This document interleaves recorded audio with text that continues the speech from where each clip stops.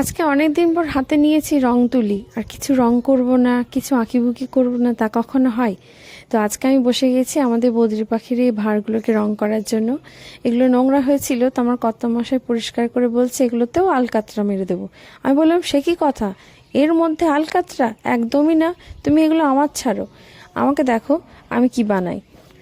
তো আমার ঝুলিতে যা রং ছিল সেই দিয়েই শুরু করলাম আপাতত। তো প্রথমে বেস কালার করে নিয়েছি, তারপর এবার কালার করার পালা। কিছুক্ষণ ফ্যানের তলায় রেখে শুকিয়েও নিয়েছি। আচ্ছা, এরই মধ্যে বলি যে আপনারা একটু আমার ইউটিউব চ্যানেলটা একটু ঘুরে আসার অনুরোধ রইল। দেখবেন একটু যদি ভালো লাগে। তো এখানে আমি দুটো রং করছি, সেটা একটা হচ্ছে বেগুনি এবং একটা গোলাপির ওপর।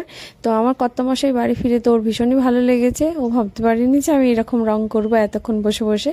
তো ওর বেগুনি কালারের ভাঁড়টা বেশি ভালো লেগেছে। আপনাদের কোনটা ভালো লেগেছে অবশ্যই জানাবেন।